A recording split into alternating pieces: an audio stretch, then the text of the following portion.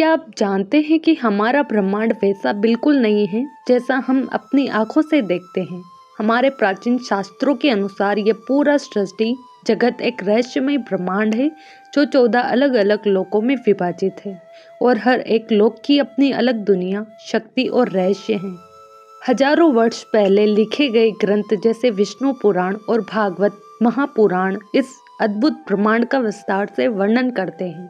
लेकिन सबसे बड़ा प्रश्न यह है, क्या यह सब केवल कल्पना है या फिर एक ऐसी सच्चाई जिसे आज का विज्ञान भी पूरी तरह समझ नहीं पाया है। इस वीडियो में हम जानेंगे वैदिक ब्रह्मांड का पूरा रहस्य। आखिर ये 14 लोक क्या है, इस सृष्टि की वास्तविक संरचना कैसी है और इसमें हमारी पृथ्वी का स्थान कहाँ है। अब सवाल उठता है, आखिर हमारे प्राचीन शास्त्र ब्रह्मांड की संरचना को कैसे समझाते हैं।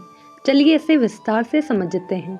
वैदिक मान्यताओं के अनुसार यह पूरा ब्रह्मांड एक विशेष संरचना में बना हुआ है जिसे हिरण्यगर्भ यानी स्वर्ण अंडा कहा जाता है। इसका अर्थ है एक ऐसा दिव्य बीज जिसमें पूरी सृष्टि समाई हुई है।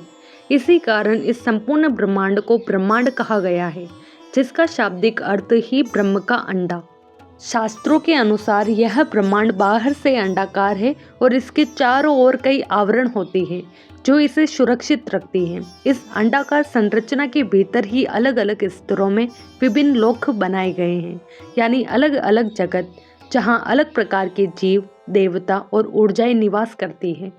इसका मतलब यह है कि हमारा ब्रह्मांड कोई अनंत खाली स्थान नहीं, बल्कि एक सुव्यवस्थित और सीमित संरचना है जिसके अंदर हर चीज एक निश्चित नियम और व्यवस्था के अनुसार चलती है। इस ब्रह्मांड के केंद्र में कई महत्वपूर्ण स्थान होते हैं और उसी के भीतर हमारी पृथ्वी भी एक छोटे से हिस्से के रूप में स्थित है। सरल शब्दों में समझे तो पूरा ब्रह्मांड एक विशाल अंडे की तरह है और उसके अंदर ही अलग अलग लोक एक के ऊपर एक व्यवस्थित रूप से बने हुए हैं जो मिलकर इस रहस्यमय सृष्टि का निर्माण करते हैं। लेकिन यह ब्रह्मांड सिर्फ एक अंडे की तरह दिखने तक सीमित नहीं है। इसके अंदर छिपे हुए हैं 14 अलग अलग लोक जिनका रहस्य आज भी लोगों को चौंका देता है। अब जब हमने समझ लिया कि ब्रह्मांड एक अंडे की तरह संरचित है, तो इसके भीतर की सबसे बड़ी सच्चाई सामने आती है, 14 लोकों की व्यवस्था। वैदिक मान्यताओं के अनुसार ये 14 लोक 2 भागों में बटे हुए हैं, ऊपर के 7 लोक और नीचे के 7 लोक। ऊपर के लोकों में सबसे ऊंचा है सत्यलोक, जिसे ब्रह्मा जी का लोक कहा जाता है और यह सबसे पवित्र स्थान माना जाता है। इसके बाद तपोलोक, जनलोक और महलोक आते हैं जहाँ महान ऋषि और दिव्य आत्माएं निवास करती हैं। फिर स्वर्ग लोक आता है जिसे इंद्र का लोक कहा जाता है, जहाँ देवता और पुण्य आत्माएं सुख भोगती हैं। इसके नीचे भूलोक आता है जो पृथ्वी और स्वर्ग के बीच का क्षेत्र माना जाता है और अंत में भूलोक आता है, यानी हमारी पृथ्वी जहाँ हम सभी मनुष्य रहते हैं। इसी तरह नीचे के 7 लोक भी हैं जिन्हें अधोलोक कहा जाता है। इसमें अतल, वितल, सुतल, तलातल, महातल, रसातल और सबसे नीचे पाताल लोक शामिल है, जहाँ अलग अलग प्रकार के जीव और शक्तियाँ निवास करती हैं। इस प्रकार ये सभी लोक मिलकर एक पूरी तरह व्यवस्थित ब्रह्मांडीय तंत्र बनाते हैं जो ये दर्शाता है कि यह सृष्टि किसी साधारण व्यवस्था का परिणाम नहीं, बल्कि एक गहरे और रहस्यमय नियम के तहत बनी हुई है।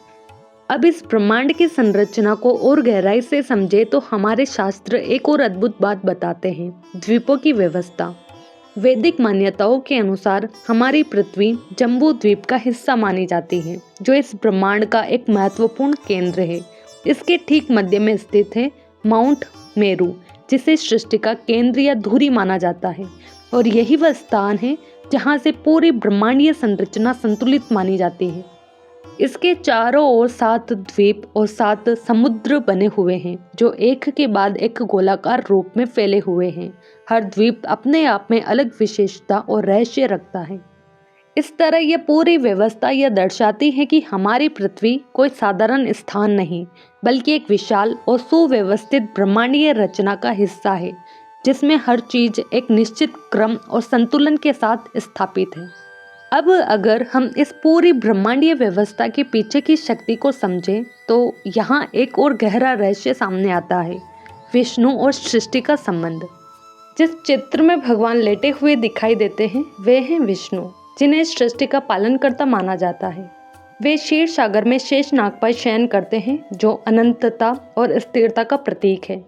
शास्त्रों के अनुसार उनकी नाभि से एक कमल प्रकट होता है और उसी कमल से ब्रह्मा जी का जन्म होता है, जिन्हें सृष्टि की रचना करने का कार्य सौंपा गया है।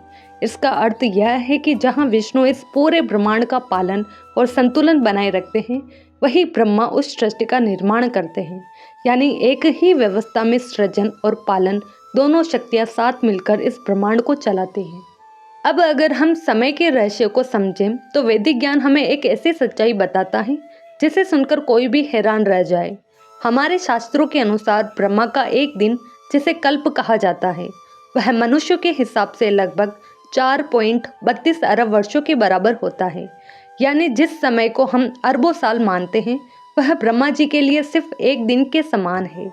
इस एक कल्प के भीतर ही 14 मनवंतर होते हैं और हर मनवंतर में सृष्टि का संचालन अलग अलग मनुओं द्वारा किया जाता है। इसका अर्थ यह है कि ब्रह्मांड स्थिर नहीं है, बल्कि यह लगातार बनता और समाप्त होता रहता है। सृजन और विनाश का यह चक्र अनंत समय से चलता आ रहा है। यही कारण है कि वैदिक दृष्टि में समय केवल घड़ी की सुइयों तक सीमित नहीं, बल्कि एक विशाल और अनंत चक्र है, जिसमें पूरी सृष्टि बार बार जन्म लेती है और फिर विलीन हो जाती है। कल्प और प्रलय अर्थात सृष्टि का अंत और शुरुआत। लेकिन वैदिक ज्ञान केवल सृष्टि के बनने की बात ही नहीं करता, बल्कि उसके समाप्त होने का भी वर्णन करता है। जब एक कल्प पूरा होता है, तब एक प्रलय आता है, जिसमें पूरी सृष्टि धीरे धीरे समाप्त हो जाती है और सब कुछ फिर से शून्य में विलीन हो जाता है। इसके बाद फिर से नई सृष्टि की शुरुआत होती है। यानी यह ब्रह्मांड एक बार नहीं, बल्कि अनगिनत बार बनता और समाप्त होता रहता है, एक अनंत चक्र में। आज का आधुनिक विज्ञान भी ब्रह्मांड के रहस्यों को समझने की कोशिश कर रहा है, लेकिन हजारों साल पहले हमारे शास्त्रों में जो बातें कही गई है, वे कई जगह आज के विज्ञान में मिलती जुलती नजर आती हैं।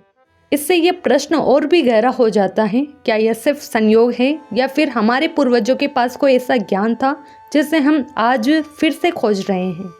तो क्या हमारा ब्रह्मांड सिर्फ विज्ञान तक ही सीमित है या फिर हमारे प्राचीन शास्त्रों में पहले से ही इसका गहरा रहस्य छिपा हुआ है? क्या यह सब केवल कल्पना है या फिर एक ऐसी प्राचीन ज्ञान प्रणाली जिसे हम आज भी पूरी तरह समझ नहीं पाए हैं? अब आप ही बताइए, आपके अनुसार ये मात्र कहानी है या फिर सच्चाई का एक ऐसा रूप जिसे हम धीरे धीरे समझ रहे हैं?